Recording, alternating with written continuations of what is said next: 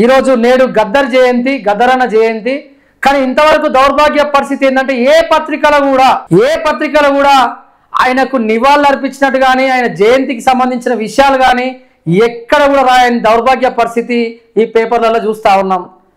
ప్రధానంగా మరి గద్దర్ గారు ఈ రాష్ట్రం కోసం ఎలా కష్టపడ్డారు, అసలు గద్దర్ అనే వ్యక్తి ఒక గొప్ప మహనీయుడు అని చెప్పి ఈ ఎక్కడ చూస్తే ఈ టీవీ ఛానళ్ళు వాళ్ళు గద్దర్ బతుకున్నప్పుడు ఆయన బాధలు చూడని టీవీ ఛానళ్ళు ఆయన మరణించిన తర్వాత కొన్ని నెలల వరకు కూడా గద్దర్ అన్న నివాళులను అర్పించారు. కానీ ఇంతవరకు గద్దర్ జయంతి ఎక్కడ ఏ పేపర్లో రాయలేదు. ప్రస్తుతం మనతో పాటు లైవ్లో కోదాడ కొండలన్న మనతో పాటు లైన్లో ఉన్నారు. ఒక్కసారి అన్నతో మాట్లాడే ప్రయత్నం చేద్దాం. అన్న నమస్తే. అన్న నమస్తే. కొండలన్న మీరు మన 9 టీవీలో ఛానల్లో లైవ్లో ఉన్నారన్న. ఓకే అన్న ఎట్లా ఉంది తెలంగాణలో ఈరోజు గద్దర్ జయంతి? ఇంతవరకు కూడా ఎవ్వరు ఏ పేపర్లో కూడా మీరు ప్రధానంగా ఇప్పుడు మీరు చూస్తుంటారు కదా, మీరు పేపర్లు చదువుతుంటారు కదా, ఇంతవరకు కూడా ఏ పేపర్లో కూడా గద్దర్కి నివాళులు అర్పించినట్టు ఒక్క పేపర్ కూడా రాయలేదు. దీని మీద మీరు ఎలా? ఒకటే అండి, ముందుగా మీ టీవీ వాళ్ళకు ధన్యవాదాలు తెలియజేస్తున్న శంకర్ గారు. గద్దరు వ్యాపారవేత్త కాదు, గద్దరు డబ్బులు ఇచ్చేవాడు కాదు. ఈ రోజు మొత్తం మీడియా ఎట్లుందంటే పెట్టుబడిదారికి పుట్టినటువంటి పత్రికలు మూటలు తీసుకొని మాటలు రాసే పరిస్థితిలో ఉన్నాయి. కానీ వాళ్ళ జీవితాన్ని కూడా ఒకప్పుడు చెప్పిపోయిన వాడు గద్దర్. గద్దర్ జీవితమే ప్రజలకు అంకితం. ఇక్కడ మీడియా ఇస్తారా ఇయ్యరా వాళ్ళ విజ్ఞతకు వదిలేస్తున్నాం. పాటలకు గద్దరు, ప్రజలకు ప్రాణం గద్దరు, ఆటకు పాటకు ప్రాణం గద్దరు, అడవి బిడ్డలకు మార్గం గద్దరు, ఆకలి కడుపులో పెట్టుకున్న అన్యాయం బయటికి అందుకే గద్దరు. గద్దర్ ఇప్పుడు కూడా ప్రజల మనిషి. ఆయన ప్రజలు చేసుకుంటారు ఆయన వర్ధంతి జయంతులు. వీళ్ళ పత్రికలలో రాయనంత మాత్రాన, వీళ్ళ పత్రికలలో చేయనంత మాత్రాన ఈ పత్రికలు ఇప్పటికైనా సిగ్గుశరం తెచ్చుకొని నిజాన్ని రాయమని చెప్తున్నాం.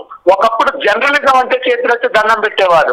అంటే ఒక ప్రభుత్వానికి ప్రజలకు వారధిగా ఉన్నటువంటి పత్రికలు ఇవాళ కేవలం పెట్టుబడిదారుల పొత్తాసు పలికేసి అంటే ప్రజల కోసం త్యాగాలు చేసినటువంటి వాళ్ళని రాయటంలో చులకలుగా ఉన్నారు.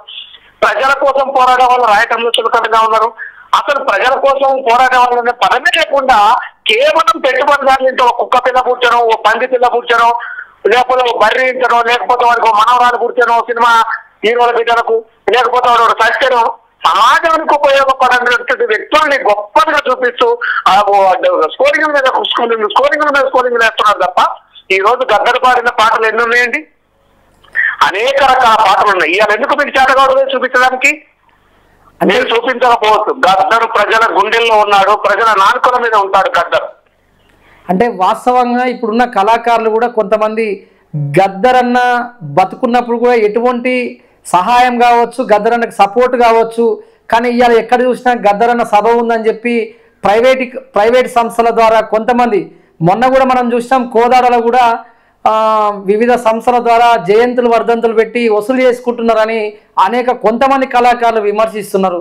దాని మీద మీరు నేనేమంటున్నానంటే శంకర్ యాదవ్ గారు, గతంలో గద్దర్ని విభేదించిపోయిన వాళ్ళు, గద్దర్తో పనిచేసిపోయిన వాళ్ళు, గద్దర్ని వాడుకున్న వాళ్ళు, గద్దర్ని ఆడిపాడించుకున్న వాళ్ళు, గద్దర్ విధానం సరైంది కాదని వెళ్ళిపోయిన వాళ్ళు కొంతమంది ఉన్నారు. వాళ్ళందరికీ ఇప్పుడు బతుకు తెరువు లేదు. గద్దర్ని తిట్టడంగా పనిగా పెట్టుకున్నారు కొంతమంది బతుకుతున్నారు, గద్దర్ని విభేదించిపోయి బతికిన వాళ్ళు బతికినారు. ఇప్పుడు ఎట్లా బతకాలని ఆలోచన వచ్చే వరకు మళ్ళా గద్దరే గుర్తుకొచ్చిండు. మళ్ళా గద్దర్నే ఎజెండా చేసుకొని ఈ రోజు గద్దర్ పేరు మీద వర్ధంతి జయంతులు చేసుకొని మళ్ళా బతకడం నేర్చుకున్నారు.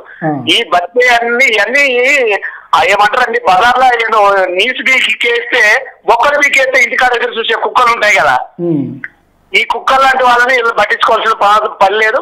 నిజంగా ప్రజల కోసం పాట పాడేవాడు, ప్రజల కోసం మాట్లాడేవాడు, ఏ పారితోషికం లేకోకుండా ఆకలి అవమానాలు ఎదుర్కొని చీకటిలో ఉన్నటువంటి అనేక మంది గద్దర్ శిష్యులు ఉన్నారు. గోసి గొంగడి రూపము నీవు, పల్లె శుద్ధుల పాటకు ప్రాణం నీవు, ఎలివాడల ఎతలు తీర్చగా గజ్జ కట్టి గల్లం విప్పినవు, తుప్పాను పేట తుపాడురా నిన్ను మరవరా, నీ పాటే పాడుతాము, నీ ఆటే ఆడుతాము. లాల్ సలామా గద్దరన్న నీల్ సలామా గద్దరన్న.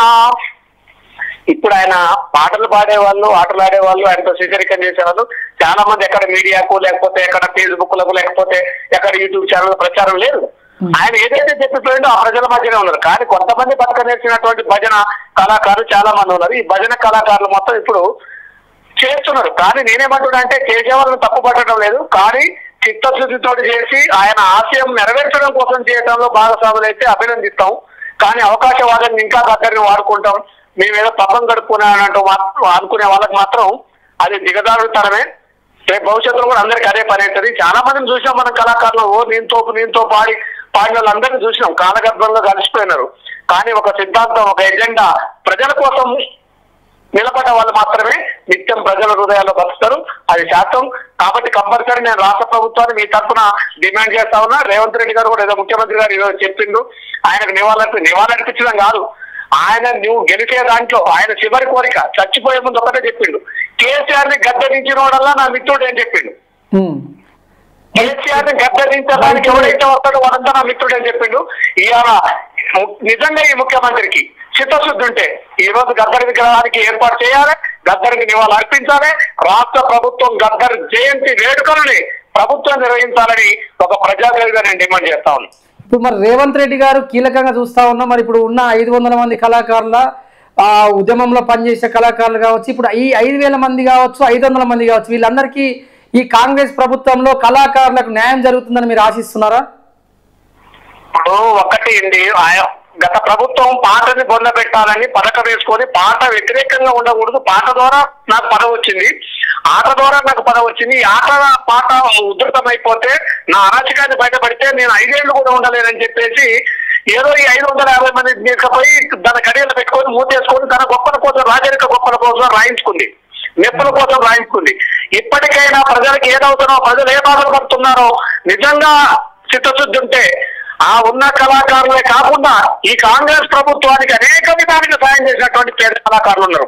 వీళ్ళందరినీ పునర్పరిశీలించి ఆ 500 మందితో పాటు కాకుండా ఇంకెంతమంది అయితే నిజమైన కళాకారులు ప్రజా జీవితంలో పక్షులతో పేదరికంలో ఉంటున్నారో వాళ్ళందరికీ ఉద్యోగ భద్రత కల్పించాలని నేను ప్రభుత్వాన్ని డిమాండ్ చేస్తా ఉన్నా. ఓకే అన్న, థ్యాంక్ యూ కొండలన్నా. థ్యాంక్ యూ అన్న, థ్యాంక్ యూ. చూస్తున్నాం మరి కళాకారులు వాళ్ళ ఎట్లా ఉన్నాయి, కళాకారుల జీవితాలు ఎట్లా ఉన్నాయి, తెలంగాణ ఉద్యమంలో ఎలా పనిచేశారు, ఇంతవరకు కూడా ఒక పేపర్ కూడా రాయకపోవడం చాలా దౌర్భాగ్యం అని చెప్పి కొండలన్న మాట్లాడుతున్న సందర్భం.